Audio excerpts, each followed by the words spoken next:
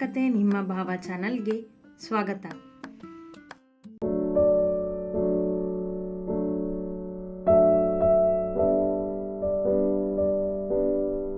ಇವತ್ತಿನ ಒಂದು ಕೆಲಸ ಆಗಲಿಲ್ಲ ಸಂಜು. ಆ ಭಾರ್ಗವ್ ನನ್ನ ದಾರಿ ಎಲ್ಲ ಮುಚ್ಚಿದಾನೆ ಎಂದು ಕುಳಿತ ಪೂರ್ಣಳ ಕಂಗಳು ತುಂಬಿದ್ದವು ಆದ ನಿರಾಶೆಯಲ್ಲಿ. ಅಷ್ಟು ಬೇಗ ಸೋಲಪ್ಪುವ ಹೆಣ್ಣಲ್ಲ ಅವಳು. ಆದರೆ ಭಾರ್ಗವ್ ಇಂದು ಅವಳನ್ನು ಅಸಹಾಯಕಳನ್ನಾಗಿ ಮಾಡಿಬಿಟ್ಟಿದ್ದ ಎಂದು ಅಷ್ಟು ಬೇಸರ ನಿರಾಶೆ ಕಾಣದ ಪೂರ್ಣ ಅಂದು ಅತ್ತು ಬಿಟ್ಟಳು ಕುಳಿತು. ಅಕ್ಕ ಅಳಬೇಡ ಅಕ್ಕ, ಅವಳಿಗೆ ಸಮಾಧಾನ ಹೇಳುವವ ಅವನೊಬ್ಬನೇ ಈಗ. ಅಕ್ಕ ಗಿರಿ ಅಪ್ಪನಿಗೆ ಹೇಳೋಣ ಅಕ್ಕ, ಅವರೇನಾದರೂ ಮಾಡಬಹುದು, ತನಗೆ ತಿಳಿದಿದ್ದನ್ನು ಸೂಚಿಸಿದ ಅವ. ಬೇಡ ಸಂಜು, ಅಪ್ಪನಿಗೆ ಇದೆಲ್ಲ ಗೊತ್ತಾಗಬಾರ್ದು. ಅವರು ತುಂಬ ಚಿಂತೆಗೆ ಬೀಳ್ತಾರೆ. ಮೊದಲೇ ಅವರು ಟೆನ್ಷನ್ ಮಾಡ್ಕೊಳ್ಳೋದು ಜಾಸ್ತಿ. ಆಮೇಲೆ ಅಂಗಡಿನೇ ಬೇಡ ಅಂತಾರೆ. ನಾನು ಅಂಗಡಿ ಮುಚ್ಚಿದ್ರೆ ಆ ಅಹಂಕಾರಿ ಭಾರ್ಗವನ ಮುಂದೆ ಸೋಲು ಒಪ್ಕೊಂಡ ಹಾಗೇನೆ. ಅವನ ಮುಂದೆ ಸೋಲು ಒಪ್ಕೊಳ್ಳೋದ್ಕಿಂತ ಮುಖ್ಯವಾಗಿದ್ದು ನನಗೆ ಈ ಅಂಗಡಿ ಸಂಜು. ಈ ಅಂಗಡಿ ಮುಚ್ಚಬಾರ್ದು. ಮಹೇಶ್ವರಿ ಸ್ವೀಟ್ಸ್ ಲಡ್ಡು ಎಲ್ಲರ ಬಾಯಲ್ಲೂ ಇರಬೇಕು ಎಂದಳು ಅಳು ನಿಲ್ಲಿಸಿ. ಸಂಜು ಮಾತನಾಡಲಿಲ್ಲ. ಅದೇ ಸಮಯಕ್ಕೆ ಅಂಗಡಿಗೆ ಬಂದ ಜಗದೀಶ್.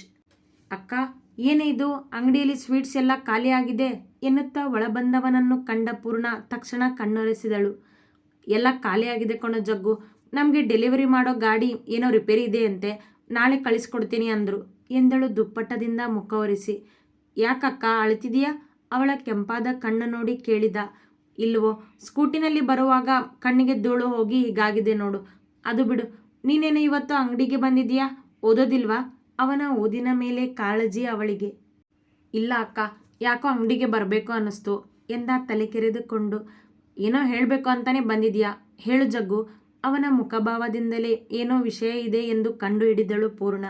ಅಕ್ಕ ಅದು ನನಗೆ ಫೋನ್ ಅಕ್ಕ, ಆನ್ಲೈನ್ ಕ್ಲಾಸಸ್ ತಗೋತಿದ್ದಾರೆ ಆಗಾಗ, ಮತ್ತು ನೋಟ್ಸ್ ಎಲ್ಲನೂ ಗ್ರೂಪ್ನಲ್ಲಿ ಹಾಕ್ತಿದ್ದಾರೆ ಅದಕ್ಕೆ ಎಂದ. ಅವನ ಆಸೆಗೆ ಎಂದೂ ಇಲ್ಲ ಎಂದವಳಲ್ಲ ಹುಡುಗಿ. ಅಷ್ಟೇನಾ? ಇನ್ನೊಂದು ವಾರ ಟೈಮ್ ಕೊಡು ಜಗ್ಗು, ಕೊಡಿಸ್ತೀನಿ. ಸಾರಿ ಅಕ್ಕ, ಆದರೆ ನನಗೆ ಪ್ರತಿದಿನ ಫ್ರೆಂಡ್ಸ್ ಹತ್ರ ಕೇಳೋದಕ್ಕೆ ಒಂಥರ ಅನಿಸುತ್ತೆ. ಈ ಅಕ್ಕನಿಗೆ ಸಾರಿ ಕೇಳೋ ಅಷ್ಟು ದೊಡ್ಡವನಾಗಿದೆಯಾ ನೀನು? ತಪ್ಪೇನಿಲ್ಲ ಜಗ್ಗು ನೀನು ಕೇಳಿದ್ರಲ್ಲಿ, ಬೇಗ ಕೊಡಿಸ್ತೀನಿ ಎಂದಳು ತುಟಿಯಲ್ಲಿ ನಗು ಹೊತ್ತು. ಥ್ಯಾಂಕ್ಸ್ ಅಕ್ಕ. ಹೌದು, ಈ ಥರ ಖಾಲಿ ಪ್ಲೇಟ್ಸ್ ಇಟ್ಕೊಂಡು ಕುತ್ಕೊಳ್ಳೋ ಬದಲು ಲಡ್ಡು ಮಾಡಿ ಇಡಬೇಕಿತ್ತು ತಾನೇ ನೀನು, ಕೇಳಿದ ಅವ ಲಡ್ಡು ಕೂಡ ಕಡಿಮೆ ಇದ್ದದ್ದು ನೋಡಿ. ಹಾಂ ಜಗ್ಗು, ಇವತ್ತು ಸಮಯ ಸಿಕ್ಕಿಲ್ಲ ನನಗೆ ಮಾಡೋದಕ್ಕೆ, ನಾಳೆ ಬೆಳಗ್ಗೆ ಬೇಗ ಬಂದು ಮಾಡ್ತೀನಿ.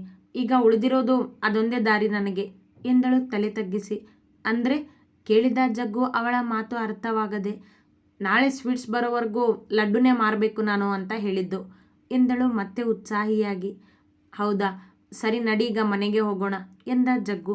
ಹಾಂ ಹೋಗೋಣ ಎಂದ ಪೂರ್ಣ ಅಂಗಡಿಯ ಬಾಗಿಲು ಹಾಕಿ ಸ್ಕೂಟಿಯ ಹತ್ತಿದಳು. ಜಗ್ಗು ತಾನು ತಂದಿದ್ದ ಸೈಕಲ್ ತೆಗೆದುಕೊಂಡು ನಡೆದ.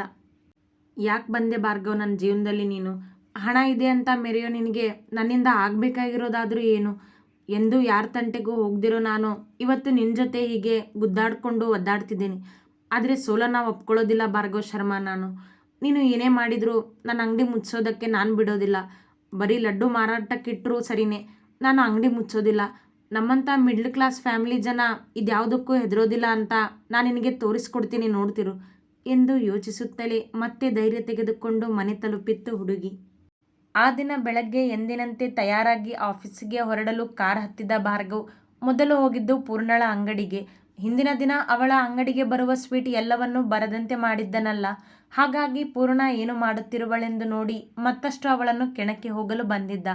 ಕಂಟಿ ಬೇರೆ ಏನೋ ಕೆಲಸವೆಂದು ಅವನಿಗಿಂತ ಮೊದಲೇ ಹೋಗಿದ್ದ ಆಫೀಸಿಗೆ. ಎಲ್ಲಿ ಮಿಸ್ ಪೂರ್ಣ ಮಹೇಶ್ವರಿ ಕೇಳಿದ ಸಂಜುವಿಗೆ ಅವಳಂಗಡಿಯ ಒಳ ಬಂದು. ಅವನನ್ನು ನೋಡುತ್ತಲೇ ಹೆದರಿದ ಸಂಜು, ಅಕ್ಕ ಒಳಗಿದ್ದಾಳೆ ಎಂದ. ಯಾಕೆ, ಅಂಗಡಿಯಲ್ಲಿ ಮಾರೋದಕ್ಕೆ ಸ್ವೀಟ್ಸ್ ಇಲ್ಲ ಅಂತ ಹೆದರ್ಕೊಂಡು ಒಳಗಡೆ ಕುತ್ಕೊಂಡಿದ್ದಾಳ ನಿಮ್ಮ ಅಕ್ಕ? ಕೇಳಿದವ ಕೊಂಚ ಧ್ವನಿ ಜೋರು ಮಾಡಿದ, ತನ್ನ ಧ್ವನಿ ಕೇಳಿ ಅವಳು ಹೊರಗೆ ಬರಲೆಂದು. ಅವನ ಧ್ವನಿ ಕೇಳಿ ಹೆದರಿ ಕುತ್ಕೊಳ್ಳೋ ಹುಡುಗಿ ಅಲ್ಲ ಈ ಪೂರ್ಣ ಮಹೇಶ್ವರಿ ಎನ್ನುತ್ತಾ ಒಳಗಡೆಯಿಂದ ಹೊರಬಂದಳು ಪೂರ್ಣ. ಅವಳ ಕೈಯೆಲ್ಲ ಲಡ್ಡುವಿನ ಪಾಕದಿಂದ ಮುಳುಗಿದ್ದವು. ತಾನೇನೇ ಮಾಡಿದರೂ ಭಾರ್ಗವ್ ತನ್ನ ಅಂಗಡಿಗೆ ಸ್ವೀಟ್ ಬರದಂತೆ ತಡೆಯುವ ಎಂದು ಗೊತ್ತಿತ್ತವಳಿಗೆ. ಹಾಗಾಗಿ ಹಿಂದಿನ ದಿನ ನಿರ್ಧರಿಸಿದಂತೆ ಲಡ್ಡು ಮಾಡುವ ತಯಾರಿಯಲ್ಲಿದ್ದಳು.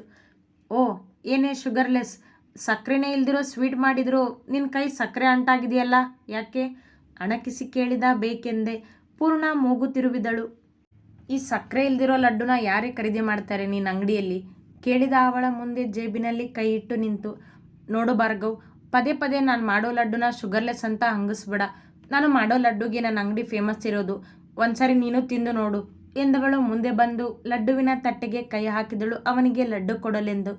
ಹಾಂ, ತಿಂದು ನೋಡಿದ್ನಲ್ಲ ಅವತ್ತೆ, ಎಷ್ಟು ಸ್ವೀಟ್ ಆಗಿತ್ತು ಅಂದರೆ ಅಬ್ಬಾ, ಬಾಯಲ್ಲಿಟ್ಟಿದ್ದು ಉಗುಳ ಅಷ್ಟು ಸ್ವೀಟ್ ಆಗಿತ್ತು ಎಂದ ಮತ್ತೆ ಛೇಡಿಸಿ. ಅವನ ಮಾತಿಗೆ ಲಡ್ಡು ಕೊಡದೆ ನಿಂತ ಪೂರ್ಣ, ಕತ್ತೆಗೇನು ಗೊತ್ತು ಕಸ್ತೂರಿ ವಾಸನೆ ಎಂದಳು. ಯಾರೇ ಕತ್ತೆ ಕೇಳಿದ ಗದರಿಸುವಂತೆ. ನೀನಂತ ನಾನು ಹೇಳಿಲ್ಲಪ್ಪ ಎಂದಳು ಜಾರಿಕೊಳ್ಳುವಂತೆ. ನಿನ್ನ ಅಂಗಡಿ ಖಾಲಿ ಖಾಲಿ ಇದ್ದರೂ ನಿನ್ನ ಮೈಯಲ್ಲಿರೋ ಸೊಕ್ಕು ಖಾಲಿಯಾಗಿಲ್ಲ ನೋಡು ಇನ್ನು ಎಂದ ಕಟುವಾಗಿ.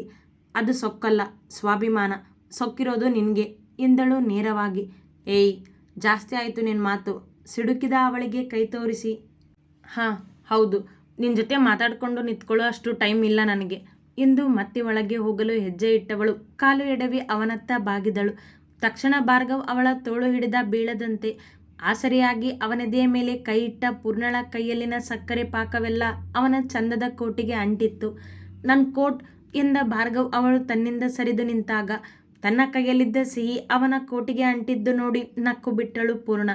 ಸಂಜು ಕೂಡ ನಕ್ಕ ಬಾಯಿಗೆ ಕೈ ಇಟ್ಟು. ಉರಿದು ಹೋಯಿತವನಿಗೆ ಅವರ ನಗು ಕಂಡು. ತಕ್ಷಣ ಕೋಟ್ ಬಿಚ್ಚಿ ಅವಳ ಮುಂದೆ ಹಿಡಿದವ. ತಗೋ ಈ ಕೋಟ್ನ, ಸಂಜೆ ನಾನು ಬರೋದ್ರೊಳಗೆ ಈ ಸಕ್ಕರೆ ಕಲೆ ಇದ್ರ ಮೇಲೆ ಇರಬಾರ್ದು ಎಂದ ಆಜ್ಞೆ ಮಾಡುವಂತೆ. ನಮ್ಮದು ಸ್ವೀಟ್ ಅಂಗಡಿ, ಲಾಂಡ್ರಿ ಅಲ್ಲ ಎಂದಳು ಗಟ್ಟಿ ಧ್ವನಿಯಲ್ಲಿ. ಅದೆಲ್ಲ ನನಗೆ ಗೊತ್ತಿಲ್ಲ, ಈ ಕಲೆ ಮಾಡಿದ್ದು ನೀನು, ಅಂದಮೇಲೆ ಈ ಕೋಟ್ನ ನೀನೇ ಕ್ಲೀನ್ ಮಾಡಬೇಕು ಎಂದವ ಮಹಾ ಅಹಂಕಾರಿ. ತನ್ನ ಮೇಲಿನ ತಮಾಷೆ ಕೂಡ ಸಹಿಸದವ. ಈ ಆರ್ಡರ್ ಮಾಡೋದೆಲ್ಲ ನನ್ನ ಹತ್ರ ಇಟ್ಕೋಬೇಡ ನೀನು ಎಂದಳು ಪೂರ್ಣ ಅವನನ್ನೇ ತೀಕ್ಷ್ಣವಾಗಿ ನೋಡುತ್ತಾ. ಹೌದಾ, ಸಂಜೆ ನಾನು ಬರೋದ್ರೊಳಗೆ ಈ ಕೋಟ್ ವಾಶ್ ಆಗಿರಲಿಲ್ಲ ಅಂದರೆ ಈಗ 2 ತಟ್ಟೆ ಲಡ್ಡು ಇಟ್ಕೊಂಡು ಕುತ್ಕೊಂಡಿದ್ಯಲ್ಲ, ಅದು ಇರೋದಿಲ್ಲ ನೋಡು ಎಂದವನೇ ಕೈಯಲ್ಲಿದ್ದ ಕೋಟನ್ನು ಅಲ್ಲಿದ್ದ ಚೇರಿನ ಮೇಲಿಟ್ಟು.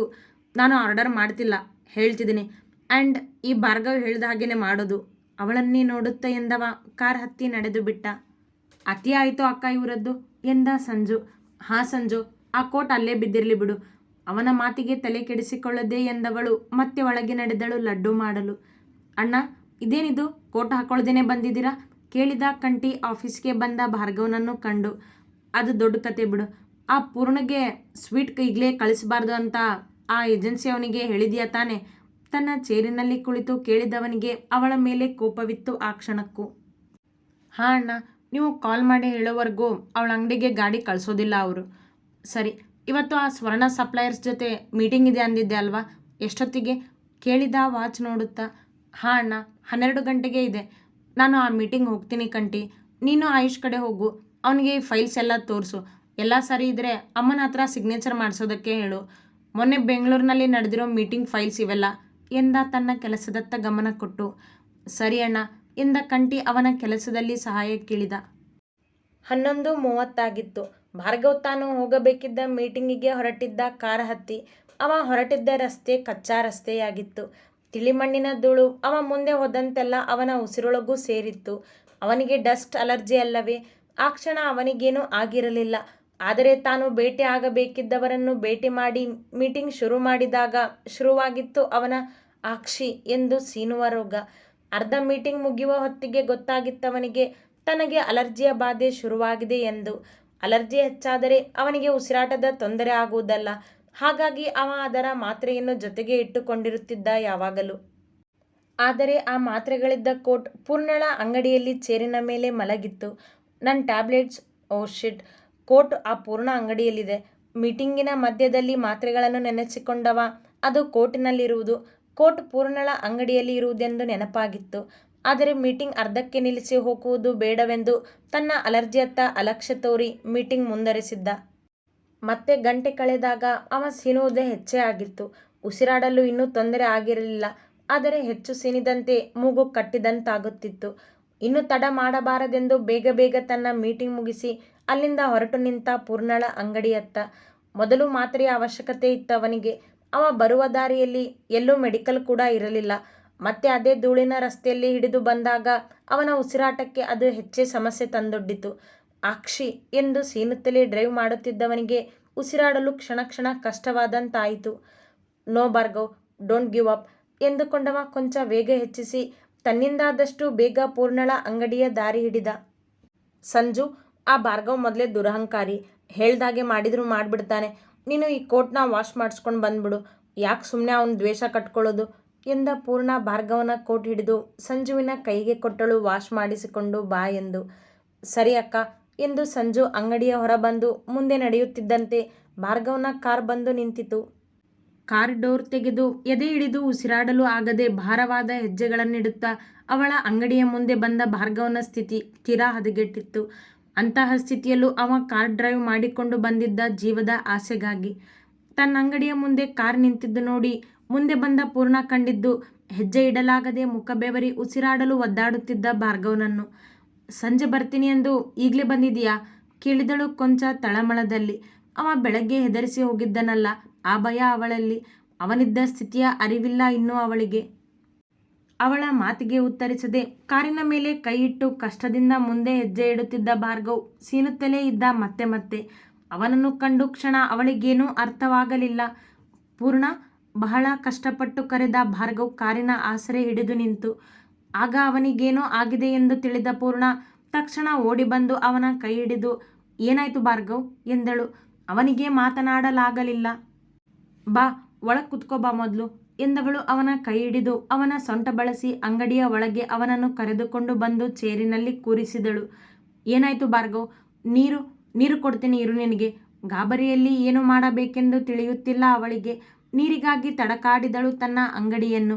ಸಿಕ್ಕ ನೀರಿನ ಬಾಟಲ್ ಹಿಡಿದು ಅವನಿಗೆ ನೀರು ಕುಡಿಸಲು ನೋಡಿದಾಗ ನೀರು ಕುಡಿಯದೆ ಬಾಟಲಿಯನ್ನು ಕೈಯಿಂದ ಸರಿಸಿದ ಭಾರ್ಗವ್. ಮಾತ್ರೆ ಎಂದ ಕಷ್ಟದಿಂದ. ಎದೆ ಹಿಡಿದು ನರಳುತ್ತಿದ್ದ ಅವ.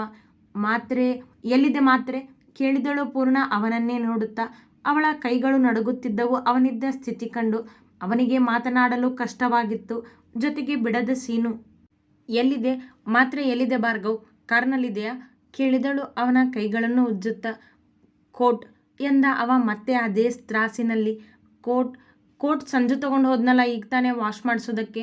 ಅವನ ಕೈ ಬಿಟ್ಟು ಬಾಯಿಯ ಮೇಲೆ ಕೈ ಇಟ್ಟು ನಿಂತವಳ ಆತಂಕ ಹೇಳತೀರದು. ದೂರ ಹೋಗಿರೋದಿಲ್ಲ ಅವನು ಎಂದುಕೊಂಡವಳು ಎದೆ ಹಿಡಿದು ಒದ್ದಾಡುತ್ತಿದ್ದ ಭಾರ್ಗವನ ಕೈ ಹಿಡಿದು 1 ನಿಮಿಷ ಭಾರ್ಗವ್ ಬಂದೆ ಎಂದವಳೇ ಓಡಿದಳು ಅಂಗಡಿಯ ಹೊರಗೆ.